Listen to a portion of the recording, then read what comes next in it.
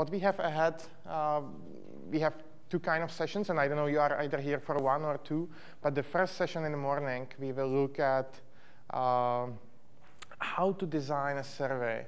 And again, I am not expert in M&E, but I believe I have a lots of experience with designing the survey and mobile data collection, which is the afternoon workshop. And I just came back, and those of you who were here yesterday, you heard that already. I just came back from Cambodia and Philippines, where we were working with two partners in MNCH on designing their M&E, and the survey was a big part of it. So hopefully I can bring some fresh points also from the field. I'm from Salanga, program director at Salanga organization, which is capacity building and consultancy and advocacy organization for non-profit sector. We are for-profit, but we work as a social enterprise. And I'm from the Czech Republic, and I just kind of wanted to share with you, this used to be a view from my window when I used to stay home. So you imagine that it's very close to Vancouver, or at least, I mean, whatever is around Vancouver. I quite like it here, but I live in Ottawa. It's kind of very linked to what we talked about yesterday. Like, you need to kind of understand your indicators. So I will just do just 2 minutes introduction what we talked about yesterday, so it kind of comes to our minds. That at some point you need to understand the problems of like what you want to solve with your project. And it can be internationally, it can be domestically. So at some point you will try to do some sort of problem tree or problem analysis, or use any kind of tool to understand the problems. And that may happen usually during the design phase of the project. That is really key for everything what you want to do in M&E, because we need to see that everything what we are doing is kind of linked to those original problems or newly arising problems in the community. And then as a result of our kind of design, we want to see some sort of intervention, some project logic. So we can again use a tool, logic model, logic framework, which helps us to kind of understand how we go from the activities that we plan to do all the way up to the kind of the bigger picture, the outcomes and the results that we want to achieve. And now the next step we kind of talked about yesterday, how we need to measure those outcomes and are we on the right track for each of the step on our journey. Are we doing the right things? Is it responding to the needs of people? So we talked about another tool, which is the PMF, the Performance Measurement Framework, where you can kind of fit your indicators for each outcome or each result that you are looking at. And what we also talked about, that we shouldn't look only at the quantity, the percentage of people doing something or number of people doing something. We also want to look at the quality. That means what people think about it. So on one side, our project achieves some results, and we believe we have some results, but on the other side, we want to see what our recipients think about it. So we should be looking at both sides. Today with the survey, we are going to the next step. Now we have our indicators, and we want to see how we can specifically measure that indicator. So something may come from the survey, and you may decide, okay, the great tool, we have lots of recipients, we have lots of beneficiaries, and we somehow want to get them, we want to hear their voices.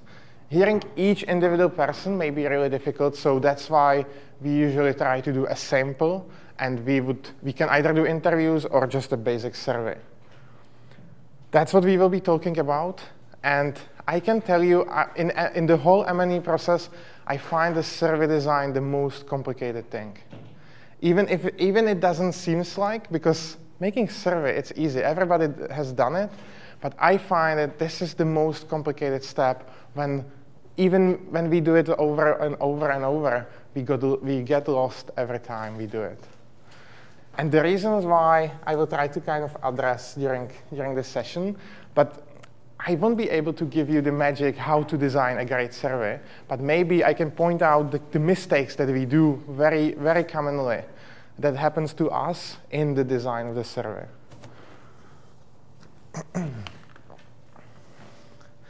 Okay, so let's look straight at the common mistakes, and I will try to address these during this morning session.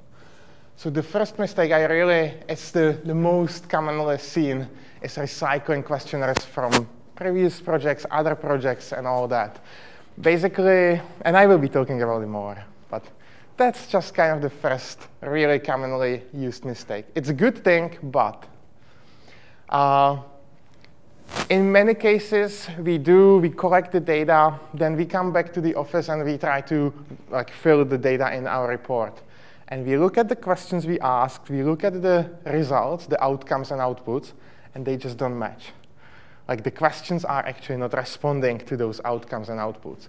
And that's when all the M&E officers are pulling their hair off of their heads because they have to go back to the field and collect the data again.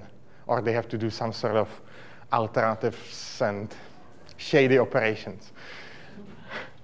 The next mistake, which is maybe not necessarily so serious, and sometimes we do long questionnaires, but it is too long, and it's too complicated, too long, and people just they get lost, the respondents, in the questionnaire, and they can't really give you the answers clear. And then something which is not directly connected with the survey. It's connected basically with all M&E, that the data we collect is only filled to the reports to the donors and never looked at again. That's what I see mostly. The data is collected in a field.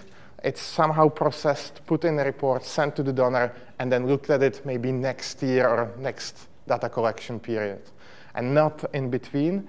And I think it's really a pity because we have lots of opportunities how to use that data. So we will look at it as well a little bit too. And we discussed the feedback to the community a little bit yesterday. I will just show you some few examples how the feedback can be done in some sort of visually interesting way that it can be more understandable and easier to kind of get the message for anybody.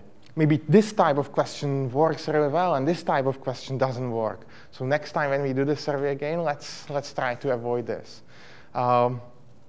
Also keep track of the time. Like how long did it take to the respondent to fill this questionnaire? Because next time you design your other one, it will give you at least a rough kind of idea. Okay, we are on 12 pages, so that will probably take us an hour and a half or something like that. So just try to keep all this documented, and whenever you try to recycle the questionnaire again, look at your notes because it's really helpful and you won't remember it. And now I say that recycling or reusing the questionnaires maybe or the survey may be tricky. There are actually amazing tools, and I don't know what your specific areas of work will be, but there are amazing tools what you can actually use to help you to design your survey.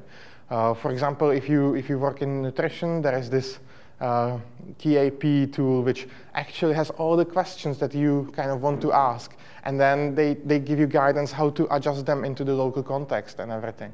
This is an amazing tool, but it's a guide. It should be every survey, every questionnaire that you use, it should be a guide for you to kind of see, okay, so we had maybe some demographic questions, we had some questions about behaviors and so on and so on, but it shouldn't be the way that you take that and apply it somewhere else. The surveys document the results and document the kind of lessons learned, and if you need to reuse it, make sure that you really fit it in your indicators, because that's the key. You want to fit all questions to the indicators. Can you see over me when I am? Yeah, that's fine, because you usually move to the side. Okay. So now, how to start it right? Since recycling only is not the right way. These are my suggestions on how we can actually handle it. So the first step, and I really would highly recommend starting there, going back to your objectives, back to your results, outcomes, outputs, and looking at them one more time before you actually start designing the survey. Are we sure that these are the final results that we want to collect the data for? Because in many cases, we actually, during the survey design, we go back to our indicators, and in some cases, even back to the outcomes and outputs, and we decide that we have to make change because it's not measurable. It's at that point when we start to think about how we are going to collect data for, that's when we realize the indicator may not be actually measurable. So it is a back and forth work. When during the survey design, we may go back to the objectives and change them if it's really necessary, if we feel that there is actually no good way to collect the data for. So I would really say, look back to the objectives. And also, there is nothing worse than having half the survey or the survey completed, and then somebody else, your colleague, will provide you feedback on the indicators or on the results, and you will start to change it, and then you have to change the survey. It's just so complicated. So first, clarify your objectives and make them final. Sorry, I missed those two things. So the objectives of the survey is like, is it a baseline data? Are we collecting the data now? And it's like the setup, the project beginning before we do any activities. Or is it already the midterm data collection when we already expect some results to be seen? Because that also will change the way you ask the questions, and also maybe the number of indicators you collect. Because lots of outputs, you may not have any baseline data. For example, if you are asking, like, were you trained on this specific practice that you only train within the project? So it makes no sense to like asking at the baseline, because nobody would be trained on that, because you only are introducing it as a new thing. So defining what is the purpose of the survey. Then clarifying the project results. These are the outcomes and outputs. And then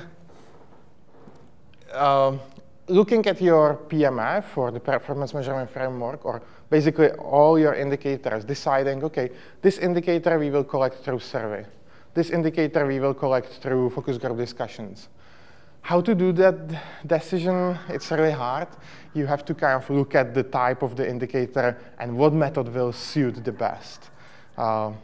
We kind of didn't cover that one, and we didn't cover it on purpose, because whatever we can give you in this very short period of time can be misleading you, like in the future, that you will try to do it in a short way. You have to really sit and kind of think, what is the best way to collect the data for?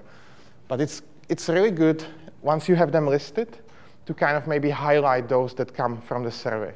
So you know that for these, you have to come with the questions. And I will show it to you in an example, just in a few minutes. So decide the indicators that you want to collect data for through the survey. And then do your research on whatever the available tools, what surveys you can find online that can inspire you. Because it's really good to see how other people collected the data for like the topic that you are looking for. So, and lots of surveys you can find online. Like either it will be an attachment of the baseline survey report, which you can find a lot of baseline survey reports online, or there may be actually a tool. If it's a health-related, WHO may have a tool. If it's a nutrition, there may be a World Food Program or any other survey. If it's education, again, there may be some surveys already like done and conducted. Now, when we look at each indicator, we want to select the list of questions. It can be one. It can be just one simple question, or you may have 20 different questions that you have to feed in. Yesterday, we were talking a lot about nutrition. So one of the hardest indicators to measure is the percentage of mothers and fathers feeding children balanced diet. Because balanced diet is totally different for age until 6 months, between 6 to 9 months, 9 to 24 months, beyond 24 months. So we have to ask, and for each we ask about 2 to 3 questions. So imagine that if you want that indicator for the whole group, you have like a huge number of questions that you actually have to ask just for one indicator. So it really depends, and you have to make sure that with your questions you are covering all aspects of the indicator. So like balanced diet, maybe head of households, all those questions. And I will again show you example later on what I actually mean by it. Okay. Now, after you select the questions, or you design the questions that you want to ask, I recommend, and lots of people actually skip this step, and that's when it's painful at the end when you collect the data, to actually look how you are going to calculate the indicator from those questions. And do it right now, even before you start your questionnaire, like finalizing. Because that helps you, that kind of helps you to to understand, do I have enough questions? Does it make sense? Can I get the indicator actually calculated out of it? So it's good to do it right here. And what I mean calculation of indicator is maybe like, okay, when I talked about balanced diet, for children under 6 months, it's a exclusive breastfeeding. That means the child eats only the breast milk if it's possible, so nothing else. So we ask question, are you breastfeeding your child? We ask question, are you feeding your child anything else than breast milk? And we usually ask a third question, are you feeding your child water? Because that's usually not considered feeding. So or are you giving your child any water or any other liquids? And so our calculation will be, the mother has to be breastfeeding, so yes to breastfeeding, no to any other food, and no to water. If these three conditions are like fulfilled, then our indicator, we can count that person as like a good one in our indicator. But then we need to somehow deal with the percentage. I don't want to go that way now. I will later on explain how to do the denominators. But basically, that's how we do the calculation. Like, we need to have these three questions all answered, and we know for each question what is the right answer. So we kind of look at people who do those right answers. Okay, so based on the calculations, it's really helpful to revise your questions again, because now you may realize that you didn't ask the right questions, or maybe the answer is not right for your calculations. So here kind of you go back and forth and try to figure out, okay, do I have the right questions? Can I calculate the indicator? Do I have the right questions? And so on. Now, those questions are only demographic. I mean, the only questions related to your outcomes. What I see quite often, too, is that people just stop right there. They maybe add a name and gender, and then that means that they can track their results. Hello, good morning. But they cannot actually kind of link the results to any, they cannot do like much more analysis. Because what we want to see when you do the analysis is like, maybe, is there any difference between different villages? Are people in this village, they may have great practice, but people in this village, they may not. And there may be some sort of reasons for that. So we want to include at least the minimum amount of demographic information, again, like a location, village, region, those kind of things. Sometimes like an income for the household, but income is tricky, but some sort of level of income. Or we may want to include if the person lives alone in a household, or how many people live in a household, how many children they have, do they have a car, TV, phone, these kind of things, which also help us to kind of determine the status of the household. So these kind of demographics, and you need to really talk to your field team, like what demographics may be relevant, but you need to maybe also add just whatever you feel you need to collect. Okay, and then the last step in this is to, now you have the questions ordered based on your indicators, and maybe you put the demographics on top, but you want to reorder them in a way that it's easy for the respondent to kind of, it's easy to navigate, it's a natural flow. When you start with the easy questions, and then you have the topics together for like all health questions, all household-related questions, I don't know, whatever. So you want to kind of reorder it in the way that it's easy for the person to navigate, and also that it allows for the survey logic. What I mean by that is like the flow. So for example, you don't ask questions for pregnant women to men, and those kind of things. So you want to kind of say, okay, if it's a man, skip all the questions below until question 100 or something like that. So that's why you want to kind of reorder them in a way that it's easy for the recipients. The questionnaire should be like the respondent-driven, not by your needs, but the respondent, because that's the only way how you can get some relevant data out of it. Like, we kind of wanted to ask them why they don't come to the health sessions, and because usually it's like one man out of 40.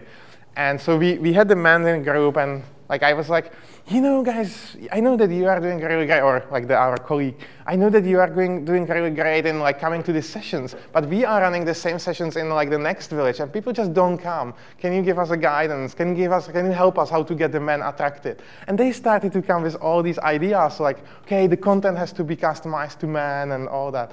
Yeah, so it's exactly, if you can figure out a way how the person doesn't think that you are asking about their knowledge, so they don't feel ashamed or they don't feel like that they have to supply you with some information. In some topics, like when we did a survey with one of our partners about like a domestic violence, we needed the person to be alone and to respond it by themselves to get some data out of it, because they wouldn't even share it in front of even if it was women and very sensitive and everything, we just didn't get any answers. So what we did, a lot of people were illiterate. So what we did, we used the mobile technology. I will talk a little bit about in the afternoon. We actually recorded each questions. Like each question we recorded each answer.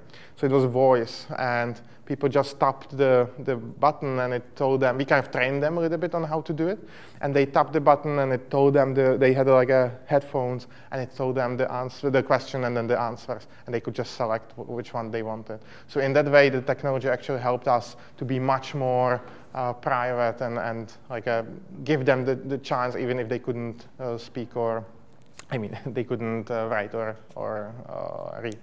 So that was in some ways, but for the like general surveys, we find that the enumerators are, if they are sensitive, if you train them well, and they are respectful, people will share their stories and their like answers. It's really good to ask your colleagues and teams and experts to give you feedback, because the survey should never be designed as by one person, because you have just one view and people will have a million other views. And especially people who are actually dealing with that thing in a field, like the frontliners, they will have the best inputs for your survey. So it takes time, and it's really, you almost want to do some training how to give you feedback. Because in many ways we receive feedback, oh, this question is just not clear. Okay, right, but how we can make it clear? Can you help us to like give us a guidance? So, but that's a different story. But definitely the peer review is really important. Even before you do any translations or anything, we recommend to do like one test at least, even in your office. Just like sit down with somebody and asking. You don't actually have to have a real people for this pre-testing. If it's a paper-based survey and if you have enumerator, 20 to 30 minutes is when you get good results. 30 to 40 minutes is when you get about 75%. Everything beyond 40 minutes is very irrelevant. So you also, if you have to have long survey, if you have to, for some reason, have to have a long survey, put your questions which are not so important at the end. Because people will lose the attention, the quality of the results really drops down after 40 minutes significantly. So if it's longer than 40 minutes, it's not ideal, but put the questions which are, even for like maybe outputs level or everything, put it at the end and like collect the most important questions at the top. It's also not that easy, because for difficult questions, for sensitive questions, you need to kind of build a little bit of trust. So you cannot put them right in the first 5 questions, but like somewhere in right after the introductory questions, you should have the most important ones. But it's good to have a combination. It's good to entertain people somehow, but not to make it too complicated. I would say using 2-3 types of questions is the maximum in one survey. Because I just actually believe that the single choice, multiple choice, and then some sort of scale, plus maybe for a few questions having an open answer when you actually are looking for more in-depth answers. You don't need to have anything fancy, because usually people get just lost in fancy stuff, and then it just doesn't make actual sense. At this stage of the survey, like, you should already know how you are going to analyze the data, because your survey kind of needs to flow in it. And you should also know, are we using the mobile survey, are we using paper survey? And about that decision, I will talk this afternoon, like how to decide which survey you want to use, if mobile or paper. But yeah, that's totally right, thank you. At this stage, you should already kind of know, because once you are going into design of the question, the actual forms, you need to understand how you are going to analyze it. Will you scan it and then like try to recognize the answers by a software, or will you just have somebody going like box by box and typing it into Excel, which is the worst case, by the way? Will you just look at the results and then try to do some sort of like a analysis in your head and put it in your report, which may be also relevant for some few surveys, and it really depends. But at this point, you should already have idea how you are going to analyze it and like how you want to get the data, what will be the journey of your data into your reports or into whatever use you want to give it. Okay, and now once you are done with kind of that, you are sure that in English or French or whatever the language that you are preparing the survey is, it's now ready to go. That's when you like need to translate it. And this is where most of the survey actually get lost. Because culturally, that like if you translate exactly word by word, it just will make no sense. And we also need to culturalize the context of the survey in a way that, like when you talk about, again, from nutrition, iron-rich foods. Like nobody knows, even I'm sure here in the room, few people knows what is iron-rich food. But we need to kind of say, okay, it's a spinach, it's a kale, whatever. So you need to kind of like a culturalized and make it into the local context. Not only the answers, but also sometimes the questions.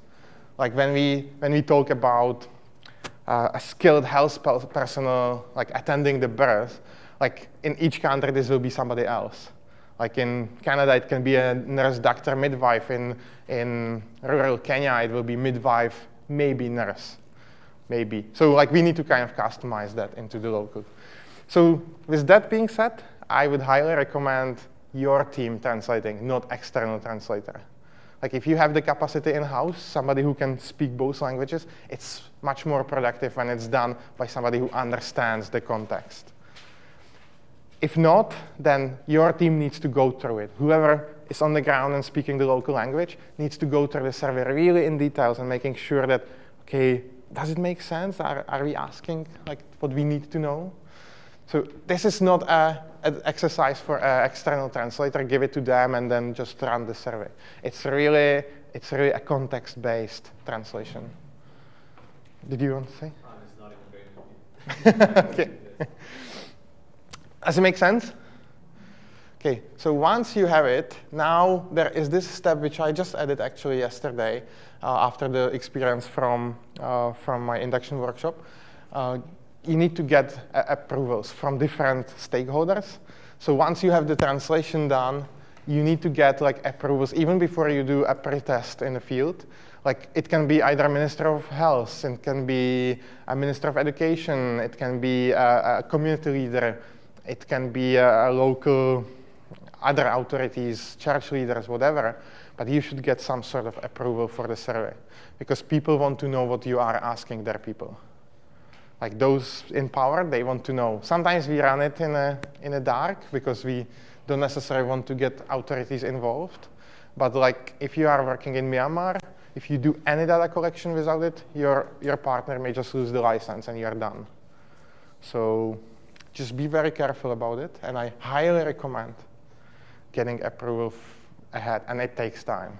It takes time. In Myanmar, 2-3 weeks easily spent just on waiting for the approval.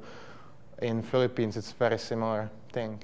So think about who needs to approve it, and do we need to get it, or are we just running like in the dark without it? And now it's the time to actually go to the real people, to sort of your target audience, and spend at least one day actually gathering the results.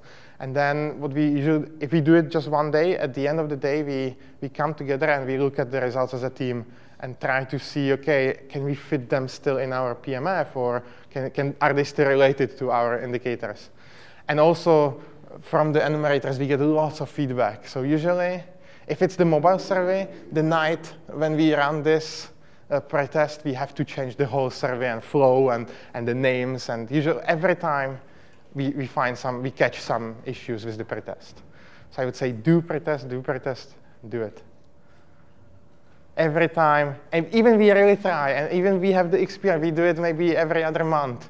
Every time with the pretest, we catch some mistakes that we have done. So please don't rely on that it's just as perfect as it is.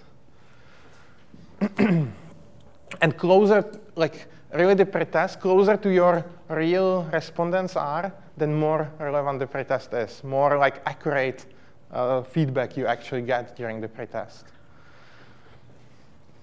So like while this one, the first kind of preliminary test can be done really in the office just to kind of understand like how is it done and does it make sense.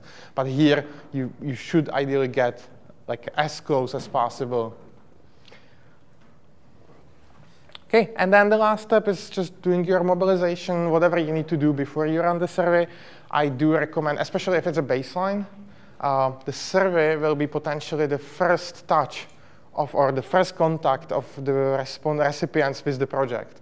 So you really want to train the enumerators in a way that they understand this. They understand that how they set the relationship, that's how the people will perceive the project for the whole time.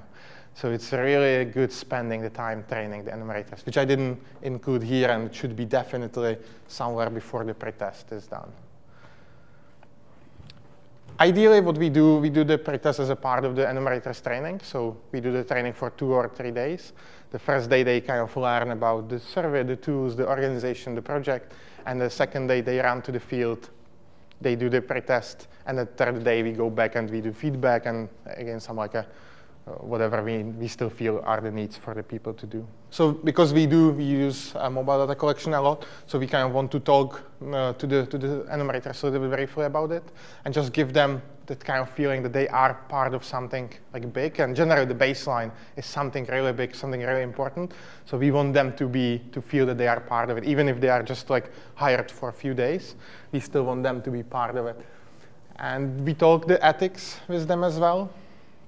We kind of create a code of conduct with the group of enumerators when we have our own ideas, but we need to hear it from them. So basically, there is some presentation. We try to get it from the enumerators. What is the code of conduct? We talked about what ethics are relevant to the baseline, really the respect and the rights of the respondent saying no, the privacy of the information, and all these we try to cover it with the enumerators. How should we like respect the responder? Because many times the enumerators are coming from a city, or they are not directly from the context of the villages where we usually work. So we want to like really be sure that they understand how to treat the people with respect, how to like have a respectful clothes and all that. So we talk about it a lot in the training.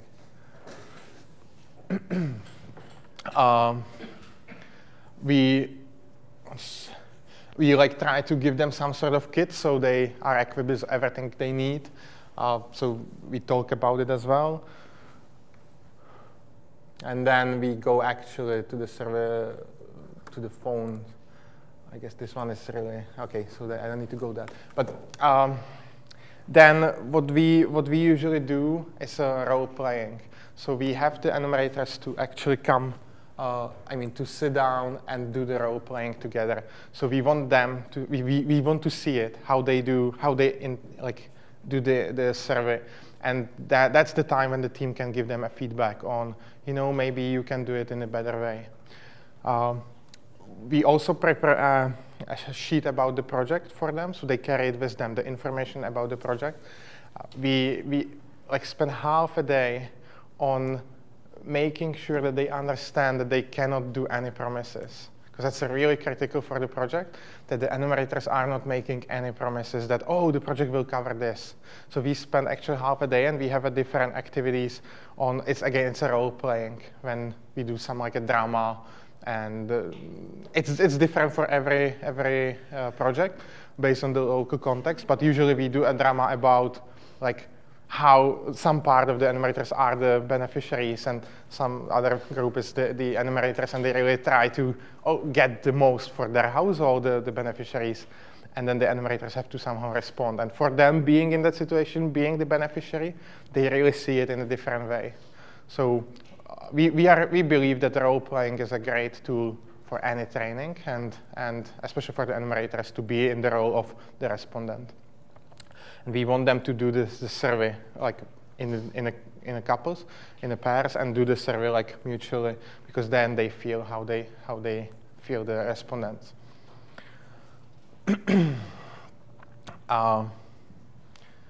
Yeah, there is some like a basic of the code of ethics that we kind of try to do. But this should be agreed with so Adra is one of our partners that we work with, and this should be agreed with them. They should create the rules. Like, if they create it, they own it more and they respect it more. That's what we feel than if we just come and say, these are your rules. Okay.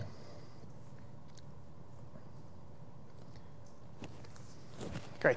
So back to the survey design. So I have there, maybe. Okay. I don't know if you can read it, but so now, okay, I get it, but we spent so much time designing the PMF. Can it somehow be useful also for the survey design? And the answer is yes, it can. And in fact, I think it's a great actually tool to do.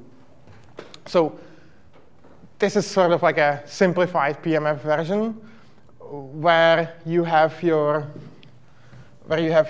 outcome improved diet. Again, it's very simplified. And then I put there, again, very simplified indicator, percentage of caregivers feeding children under 5 balanced diet.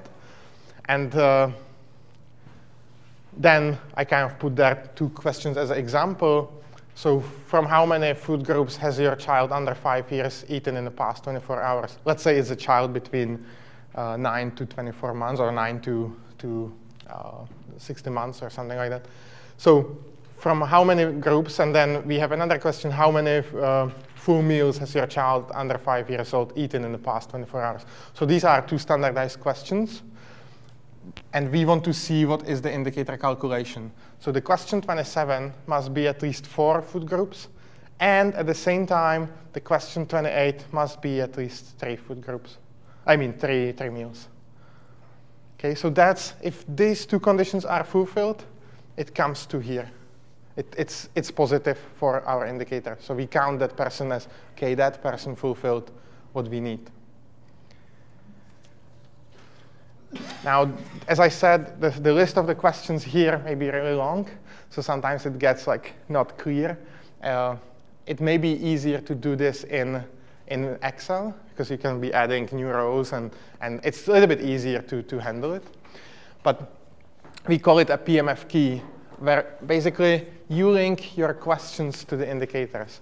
Because if you skip this step, if you just go straight to dive to your questionnaire, you may not actually link them together. And it's really important to know how the questions are linked. Basically, here in this column, we have the targets, but here, because these are the general demographic questions, they are not related to any of our outcomes or outputs. Then we kind of try to put who are the respondents for each question. So is it for all respondents, or is it for only mothers of children under 2, or pregnant women, or women generally, or for that each question, like who you want, like who should be the respondents. How you figure it out? You look at your indicator, and it's percentage of so-and-so. So that's the group of your respondents for that question. You can also ask like a broader audience. Let's say if you have a question about nutrition practices, and it's for women and children under 5, so you're not asking children under 5, so you're asking women, but you may also want to ask men at the same time. So you can do a segregation. You can see a different opinions about nutrition. But the questions about, are you currently breastfeeding, we probably wouldn't ask men necessarily. Or have you delivered your child in a clinic in the past 24 months or something like that. So then we have the type of the question, which helps us kind of see, is it just a simple, like a single choice, or do we want to hear more? So we try to put it there, especially if you do it like a mobile survey. It's really good to have it right there, the information. When you refer to it in your indicator calculation, it's easy to know question 8, question 10. Also, when you do the pre-test, people can tell you, oh, in question 8, there was this and this issue. And so it's really easy for you to fix it. What is not easy, if you number them here in this early stage, when they go to the survey, they will be like 8, 15, 17, 25, like, especially if it's the mobile survey. So then you may just want to like change the numbers, but keep track like which number is which still here, so you can go back to the original file. You know, there is a sphere in humanitarian aid that like tells you how much water per household you need to give a day and all that.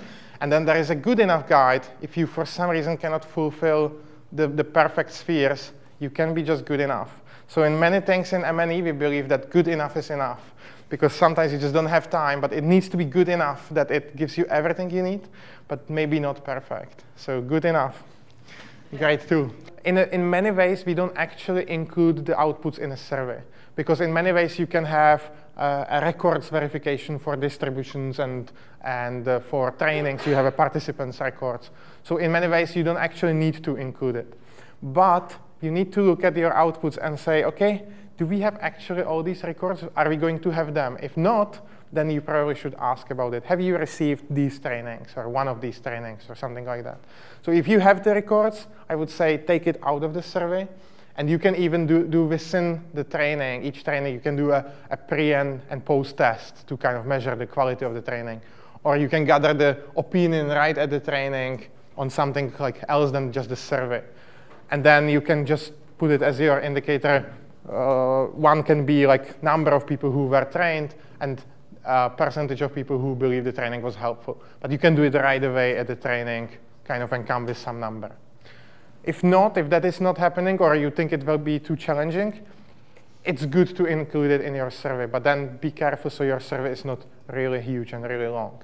So rather, at the lower level, you can just leave them behind and do it with the different data collection. For the immediate outcome level, that's where we look on like utilization of the services that you provided or the inputs. So, okay, we trained people, as I used the example of kitchen gardens, we trained people on small like gardens. Are they actually using it? So percentage of households having a small garden. Percentage of households who use mosquito nets, who sleep under, or percentage of women and children who sleep under mosquito nets. So that's where we really look at the kind of utilization, the usage of the services and the inputs that we provided.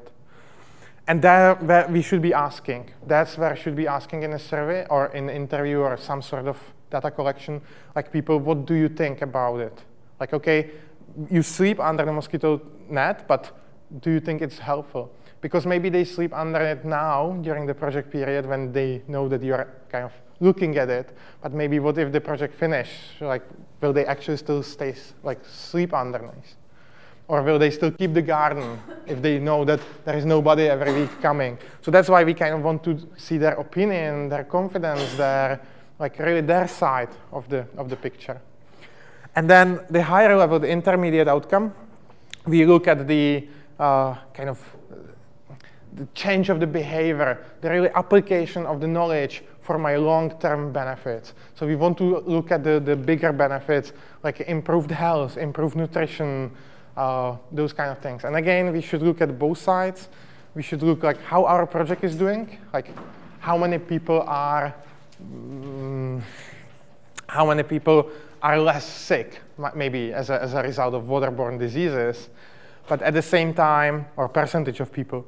And we want to think, do they believe that they are less sick? Like, are they confident that now with what they know, what they have, they are like less prone to diarrhea?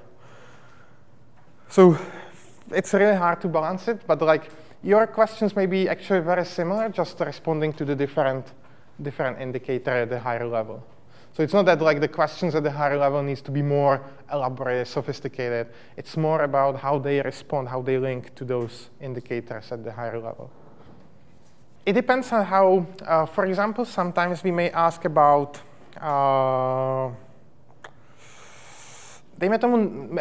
knowledge on some practice, but you need to have like a more like in-depth understanding. So there are a couple ways. Either you can have open-ended question and then try to analyze it, which is easier for the enumerator. Or you can train the enumerators to tell them what is the message that you want to hear, Like, what is the good practice that you are looking for? And then you can just set up your survey in a way that there is a one option, like highlighting what is the good practice. Then there is an option other, and then there is an option I don't know, for example. And in that way, the enumerator is doing a little bit of analysis already. Is the person telling me what is the correct answer? And it can be a long answer of the respondent, but the enumerator kind of has to see through and understand. Exactly, the keywords, and then say, okay, decide, okay, yeah, I think the person really understands the meaning and cover that. But that's a heavier on the training for the enumerator, so you need to spend more time with them. They understand the questions, and you need to make sure that they understand it. But you can do it that way. So you can do it open-ended or half open-ended. You can have a multiple choice and then having like maybe describe something. So for your report, you actually just use the multiple choice. But then just for your kind of in-depth analysis, you have there the wording. It depends on the methodology. If you collect it in a paper, it's easier writing the open-ended question. If you do the devices, it's really hard typing for the enumerators, the longer answers. So we sometimes combine it. We have like a survey on the phones and then a little questionnaire with just these open-ended questions when they actually like a report, because we use them in two different ways. The open-ended we use for the local stuff to kind of understand and analyze it, but maybe not necessarily linking to the indicators. But basically, we have some demographic questions in the survey. That's like could be gender, age, a region, village, household size, economic situation, education, literacy, whatever you need, whatever is helpful to you. But here, this is the key. Don't ask questions just because it's interesting for you. It could be really interesting to know if these people so and so. No, then you are making the survey longer and irrelevant. Ask those questions that you need them for your segregation of data. So let's say, are you segregating based on gender and age? Or like based on the area where they live? Or maybe you need to know if it's a household, like a head of household, the person. So you need to ask that question somewhere. Maybe you want to segregate your data based on the education, maybe based on the minorities, or whatever the vulnerability of people may be. So you need to ask those questions in a survey so you can do the data segregation. Right? So that's why we use the demographics, so you can segregate data based on gender, age, like minorities, region, whatever. And then we have the questions, the sort of technical questions, which are either about knowledge, practices, or behaviors, and attitudes, or beliefs. So basically, these are kind of the three main kinds of questions that you want to know. And for each question, you will be asking in a slightly different way. And again, unfortunately, we don't really have a time to go through it, but I can share with you a resource where you can look about like the different questions and how they can be asked. Oh yeah, and then there is by the type, so you can have a structured or close-ended questions. Basically, you are asking, the response is yes or no, or it can be a multiple choice. Something like very simple when like it's easy to pick the answers.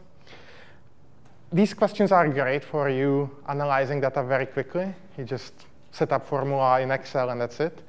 They are harder for preparation. Again, you need to do more preparation before you run the question, so you kind of really estimate the answers of the respondents. If you don't do it, you will end up with like nonsense, or everybody will selecting I don't know, because or other or something like that, because it just your answers doesn't fit in. So that's where really the pretest is important, especially for the structured and semi-structured questions, to kind of know if you predicted the answers properly.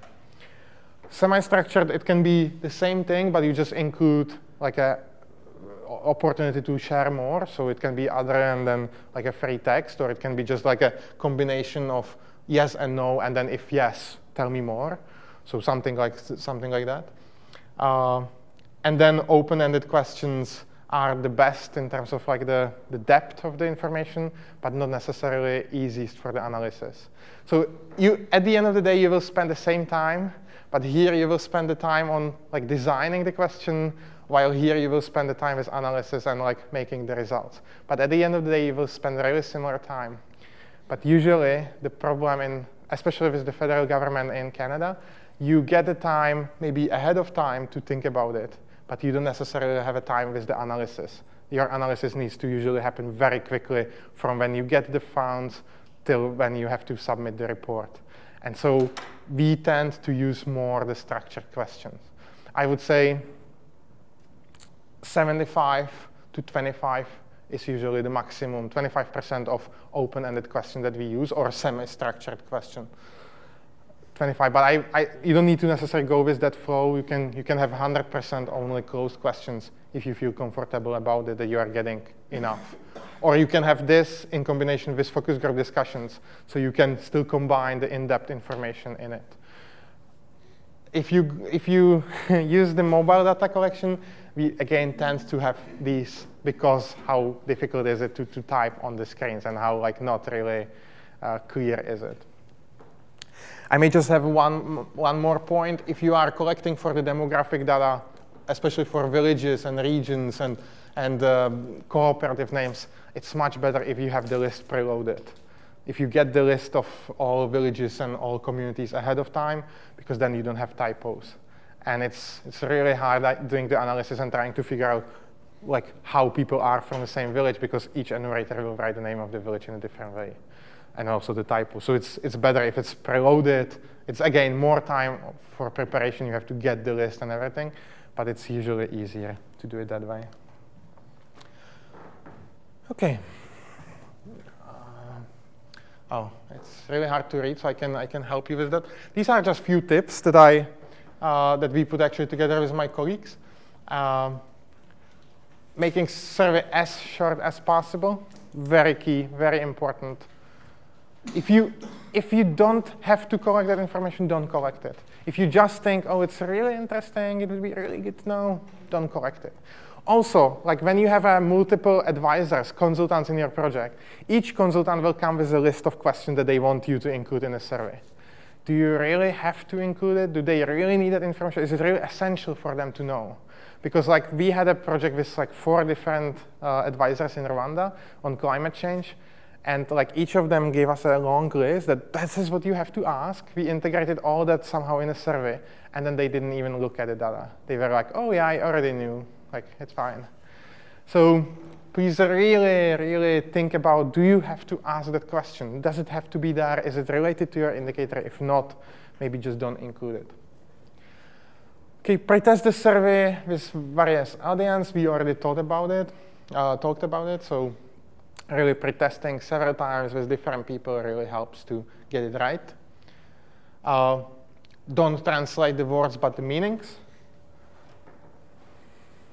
Lots of stuff is actually lost in the translation, and just the results doesn't make sense. And then when you start to discuss why these numbers are so low, whoever understands the local language will be, oh yeah, because the question is asked in a stupid way. Why you didn't come with that information before? So really, it's important to run the survey through several people who understand both languages, and they can give you feedback on it. Never forget to include informed consent. Whatever data you collect, you should inform the respondent what is the data, what is the collection, why you collect it, how much time are they going to spend on it, and how you are going to use the data. And you should get the informed consent. In fact, I think now global affairs actually require that you have to have in a survey. I think I saw it in some of the M&E guidelines. Using simple and clear language.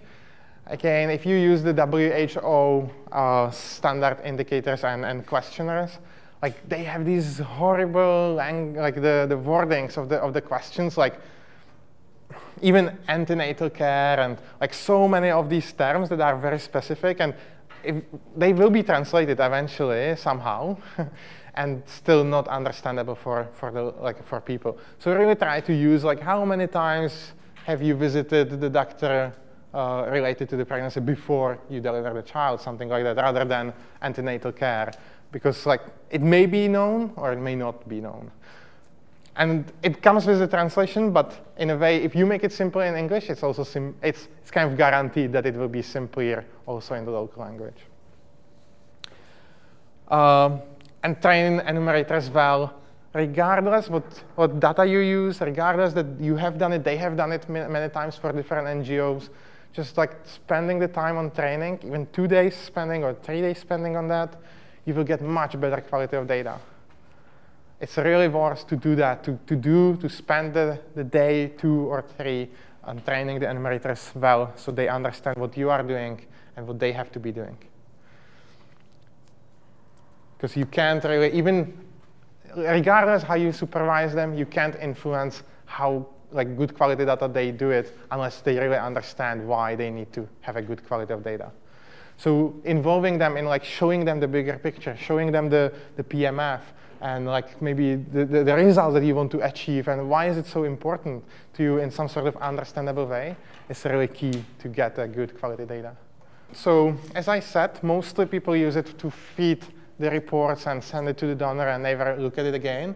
I think it's a really pity because people in the field, our respondents, spend so much time. If you count the hours over all your respondents, it may be months together that people actually spend with us. And we should use that data. We should use that information because it is amazing power. So these are kind of ideas where you can use it to really shape the project implementation. Oh, sorry, there's a typo. I just came from, as I said, from Philippines, and the local team, somehow the M&E officer get them engaged that after every training, they were asking, can you show us the charts? How many people were satisfied? That's the amazing use of the data. Because now they look at the charts, okay, half of the people were satisfied. Next time we have to make it better. And after the next training, can you show us the data? I don't see it. I don't see it usually. This was a very exceptional case. There is not that curiosity understanding data. So I think it's your role, your responsibility to raise it, to make people interested in it, to show them that it's simple and it should be simple to see it. Okay, reporting to donors and stakeholders, I think that's the main and common use. Engaging public and kind of sharing with your audience in Canada and also in countries. I think it's a really great opportunity, and now lots of organizations are shifting from those success stories and pictures and everything more to some more evidence-based results, messages, or maybe together you have an amazing picture and story, but you have it proven with your data. So that's a great use for the data as well, as far as you are respecting the respondent's privacy. So as far as it's all aggregated and you are not actually exposing data for each family to somebody else, you should be safe and it's good. And then the last, but I think the really maybe the most important thing, and I already mentioned it yesterday, feedback to the community, building the capacity of target communities and populations to understand and to be able to respond to their own risks. Really, if you learn something about the community, coming back to the community and saying, this is what we learned, and this is how you could use that information. We think that you may have these vulnerabilities, and you may need to define your own ways to deal with it. But it's really I believe, it's our a commitment that we have to make, that we can use the data to give feedback to the communities. And how to do that? I just prepared a few slides on it. By the way, if you are looking for some infographics which are customized for a global African context, this is a great source. internewskenya.org/data portal. It's amazing. So they have infographics on almost every topic, and they create it locally in Kenya, and it's a really interesting source.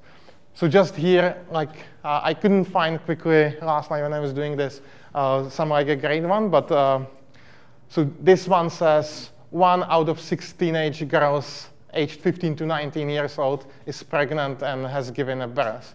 So again, they collected some data and they are able to share the data in some sort of way that people can understand and process it. I know it's easier to process it.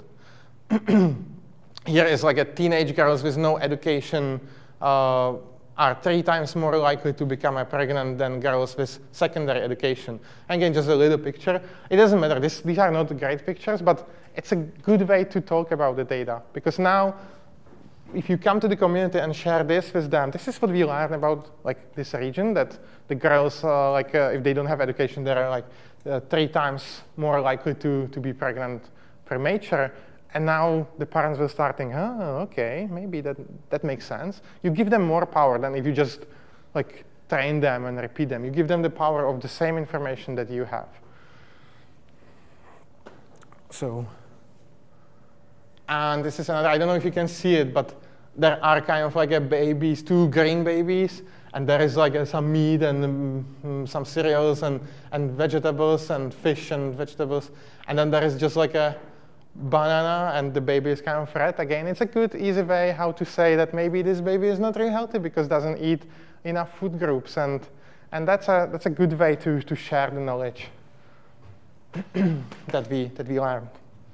And I think that is actually all that I prepared. And now it's a time for you to